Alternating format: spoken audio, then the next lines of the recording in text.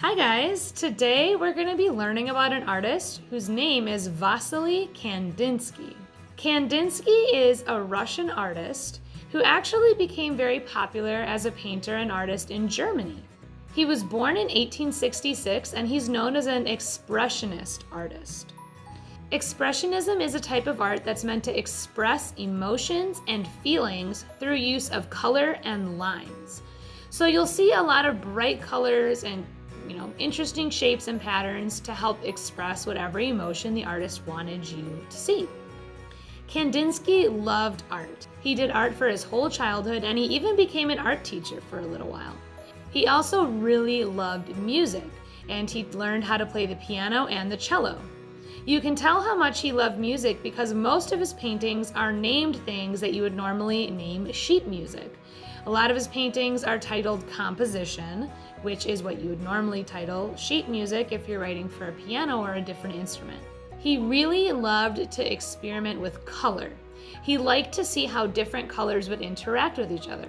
How when you would put maybe red next to yellow, it might look very different than if you put red next to green. And he loved to see the differences that colors can make just when they're next to different colors. One of his most famous paintings is called Square with Concentric Circles, which is this painting right here. The reason they're called concentric is because there's a big circle with a smaller circle inside.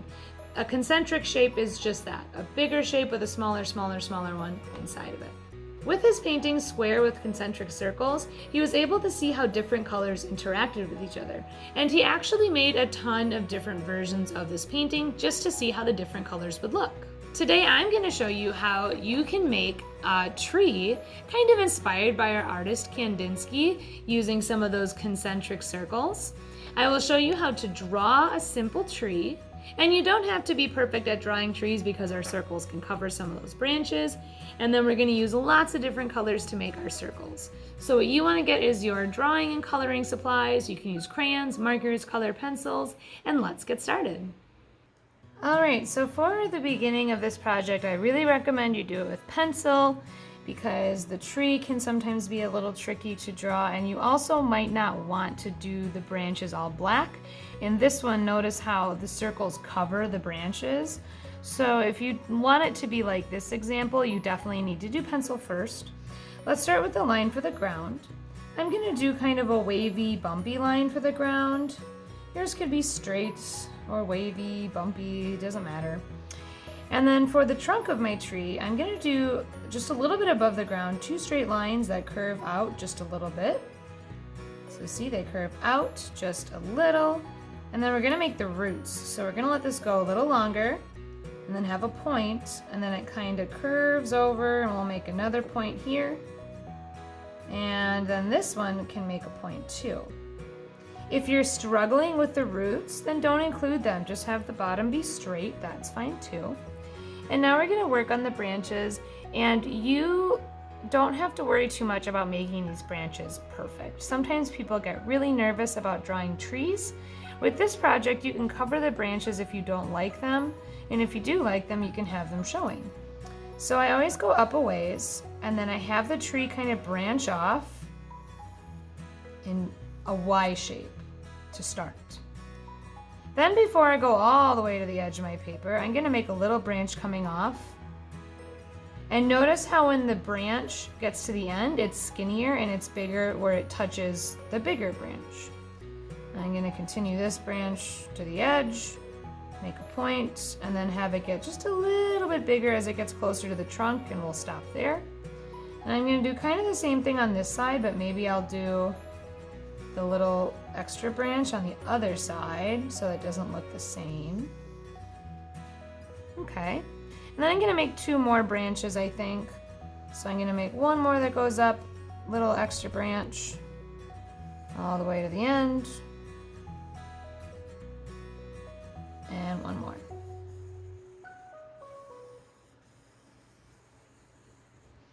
Okay, so if you're looking at your tree and you're thinking that you do not like how it looks, then what you're going to do is you're not going to trace over your tree right now with marker. You're going to leave it as it is. However, I want to show you how the two different ways can look. So for right now, I'm actually going to trace over this tree in marker first, and then color it in with black.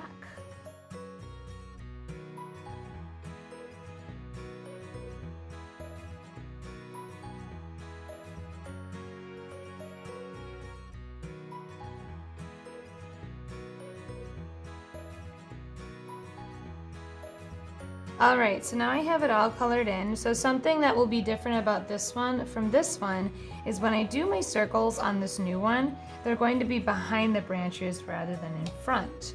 So again, if you prefer one over the other, then you just decide. So what we're going to do is I have a whole bunch of colors here in my cup, and I'm just going to choose one at a time. And I pick a spot and I start by doing a small circle of whatever color I picked first. Then when I grab my next color, it can be any of your colors, make a little bit bigger circle around it and fill it in. You can use any coloring supplies. Each coloring supply is going to be a little bit different. So I did crayons on this one, we're doing markers on here. So not only are you going to see the difference between how colors look when they're next to different colors, you're also going to see how different art supplies might look.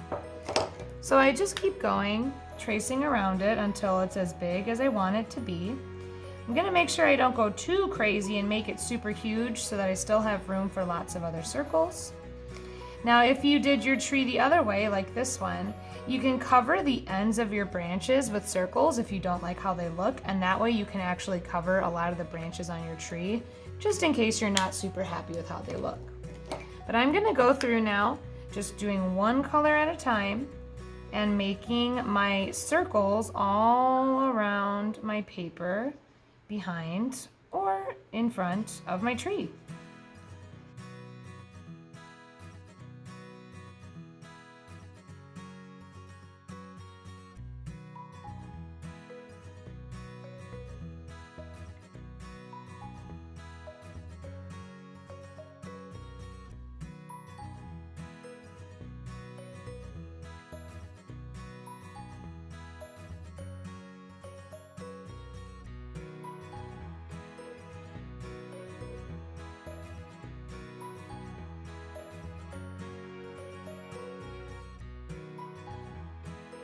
All right, I think I'm all done with my circles.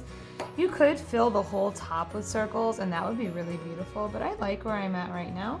I'm just gonna quick fill in the grass at the bottom.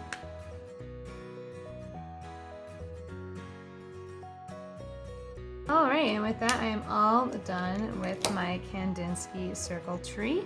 I think both of them are really cool to look at, and there's different things I like about each. I think it's fun too to look at the colors and just look at how different they look when they're next to other colors. Like when you see this purple next to this yellow, it looks super bright, but then you see this purple, which is the same, next to the green, it looks a lot more pale and dull. So you can really learn a lot about colors by doing this sort of project and just seeing how they interact with each other. Alright guys, I hope you had fun making your Kandinsky trees with me today. I think both turned out really cool, and I had a lot of fun seeing how different these looked actually with using markers and crayons on the different pictures. So if you made your own, I would love to see it, but I will see you guys for our next video. Bye!